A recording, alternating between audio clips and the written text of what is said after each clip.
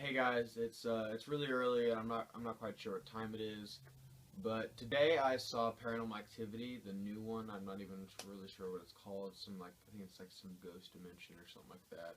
And after seeing it, I realized that judging by the amount of people in the theater, I thought I should just take the time to talk to you guys about horror movies. And I'm not trying to make this video funny, and it's not even really a review. I'm really passionate about horror movies, and I've loved them ever since I was a kid. I remember watching them all the time. My first rated R movie that I saw was a horror movie. And horror movies are my favorite genre, largely due to the fact that they're so diverse. There's so many subgenres of horror. There's like horror comedy, gothic romances, slasher movies, sci-fi horror movies, monster movies, found footage, torture porn, and like psychological thrillers. But today I just wanted to take the time and just tell you guys that I think horror movies are degrading rapidly in quality, and I think that pretty soon we're not going to have any bright spots. And every couple of years now, there's some good movies do come out, but I feel like in a few years there's not going to be any of those good movies, and pretty soon we're just going to be left with these hollow shells of movies. I'll be talking about a handful of reasons that I think this way, and this brings me to my first point. Reason number one is found footage. Now, found footage, as maybe some of you know, is my least favorite horror genre. I find the point of view shots really jarring and like unintelligible. Not only are these movies like really easy to make, but they make a crap ton of money. Now, found footage really kicked off like in 1999 with a little movie called The Blair Witch Project. Now, the Blair Witch Project took like $60,000 to make, but this movie ended up making $240 million. Now, I'll do the math for you. That is 4,000 times what it took to make it. It took its budget and multiplied it by 4,000, and that's how much money it made. And I feel like this movie really made people realize that you can make a movie with virtually no money at all and make, in this instance, 4,000 times how much it took you to make the movie. And I don't know if you've seen The Blair Witch Project, but the majority of that movie is just people hearing noises and then people arguing. But somehow that made its budget back by 4,000 times. And how can that be exactly? If the majority of the movie is just arguing and hearing noises, how can that make that much money? And a big reason that I feel like this movie is successful is because people, when they went and saw this movie, they thought it was real. When they saw the events unfolding for their eyes, they thought this actually happened. So in that aspect, this movie was really revolutionary, and it changed pretty much everything for horror movies since that point. But the thing is, after this movie came a ridiculous wave of found footage movies. So when you see this trick of the point of view shots and the handheld cameras, it loses the magic of this might be real, this might actually be actual people. And instead of starting a trend of horror movies that should be really easy for somebody to get their fresh ideas out there, it started a trend of these unoriginal and uninnovative horror movies. And we're left with these excuse for films. And these movies offend me to such a deep level. Like, these movies offend me to my core. Just like this year's catastrophe, The Gallows. That movie was just such a cheap, cliche trash of a movie that I left it just not knowing how the heck that could even be made. It was that bad. And series like the Paranormal Activity movies are helping plummet this genre straight into the ground. And that brings me to my next point. Reason number two, marketing. Marketing, for you guys that don't know, is the action or business of promoting and selling products or services, including market research and advertising. Now, you're probably thinking, how does the advertising of a movie ruin it? And you're 139% correct. Like, it doesn't affect the movie at all. At least that's what I think. And I wish I could say the same about everybody else, but I can't. Recently, a film directed by Guillermo del Toro called Crimson Peak was released in theaters across America. I saw this movie and I really enjoyed it, but I just haven't had the time to review it. I apologize for that. But I really liked the movie. Now, if you watch the trailer for Crimson Peak, it presents it as like a haunted house ghosts movie, and that's wrong.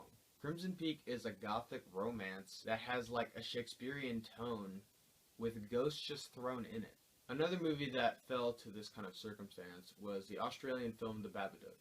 The Babadook's trailer marketed it as a monster movie, and that it was essentially about the boogeyman. But it's really not. It's a psychological thriller, and it deals with real-life topics like grief, stress, and the loving relationship between a son and mother. But some people, when they complain about the Babadook, they say that the monster was barely in it. And that's just a shame, because the movie is a psychological thriller. And the way the trailer twists it into making you think that it's a monster movie, when actually it's a psychological thriller. Something similar could be said about The Visit. It was marketed as a found footage horror movie, when in all actuality, it's a horror comedy. And when I asked the people why they didn't like it, they said that it was funny. And that adds to my point of how trailers can ruin a movie. Because people go in expecting one thing, and then when they get something different, they're disappointed. I try to take movies as what the director intended me to see, and not what the production company wanted me to see. Because the majority of the time, trailers are extremely misleading. So my advice to you is, if you see a trailer for a movie that you want to go see the movie, but erase the trailer from your mind. Don't even act like you've seen the trailer, and just watch the movie for what it's worth. And if you don't do that and you go see the movie and it's not what you're expecting, don't discredit the movie for that. It's not the movie's fault. And if you think that way, how is that remotely fair? You're taking a story and you're expecting someone else to tell you that same story, but you're expecting them to tell it the way you want to hear it.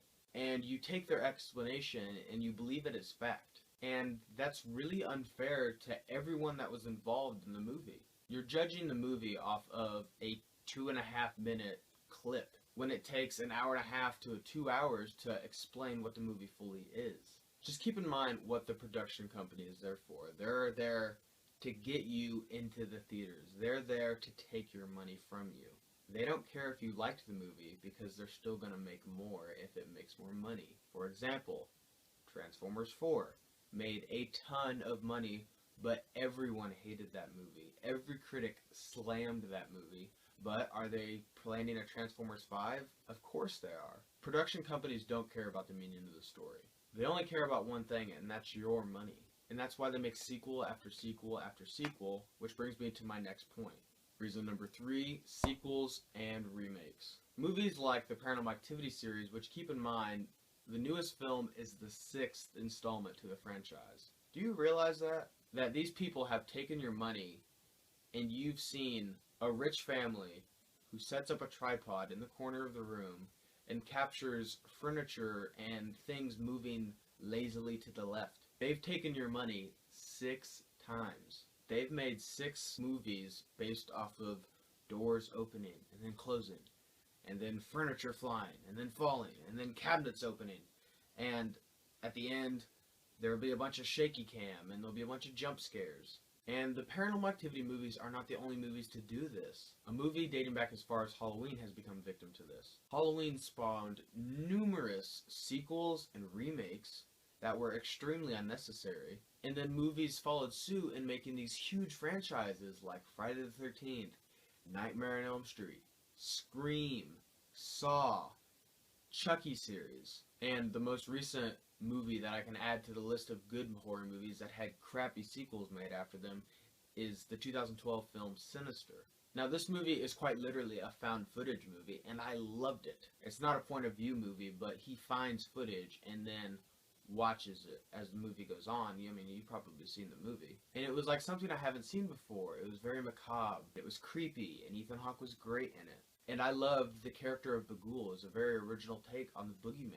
And now, if you saw my review of Sinister 2, you'll know that I hated that movie. And it's because it took everything I loved about the first movie and twisted it and made me hate it. It took the mysterious and creepy Bughuul and just shoved him down your throat in the second movie. It took the mildly annoying cop from the first one and made him to the extremely annoying cop in the second movie. And if it tells you anything, Ethan Hawke probably didn't want to do a sequel, so that should tell you that this movie is not going to be as good. But aside from all the nitpicking, the root of the problems with Sinister 2 was the title, Sinister 2.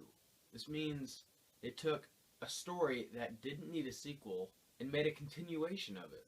And that's what the biggest problem is. You get somebody with an original idea, and then somebody piggybacks off of it, and then markets it off as their own. And it soils the original movie because now it has all this extra baggage of it connected to it by default. I'm going to use Halloween as an example again. When you look at Halloween, you have a low budget but yet extremely groundbreaking film that everyone would want to emulate. And when John Carpenter was presented with the idea of a Halloween 2, he denied it because he didn't know where the character could go from there. But instead of just leaving it as a good movie, you get several remakes and several sequels, and you couldn't just leave it as a good movie. And it's not like the original creator, in this case John Carpenter, made a sequel that didn't do as well, but someone else took his idea and pawned it off as if it was their own.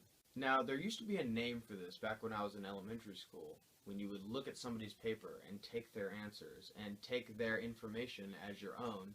It was called cheating. When you take someone else's idea, someone else's baby, and you patent it as your own, that's cheating.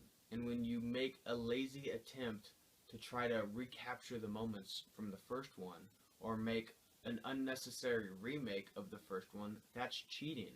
And the majority of these remakes and sequels are just like the first one, because the first one worked, so why wouldn't this one work? It's going to cash in the same amount of money because it's exactly the same as the first one.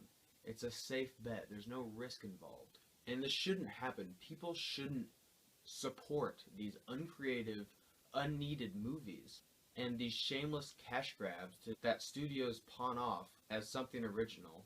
It's wrong, and they don't need your money, so stop supporting them. Reason number 4, false jump scares. Chances are, if you've seen a horror movie in the past 20 years, you've seen a lot of false jump scares. Now, there seems to be some confusion between what is a jump scare and what is a false jump scare. Let me show you a difference between the two. This clip is from the 2002 film The Ring. This is the original clip. They just want to help you. Not Daddy.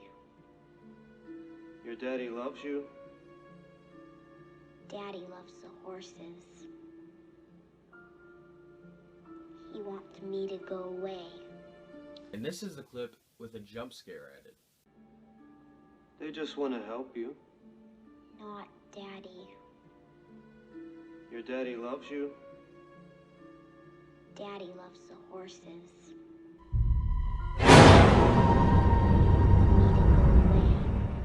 The reveal of the man behind her is scary by itself, just because of his sheer presence. But when you add a jump scare noise, you're not scared of him, you're scared of the noise.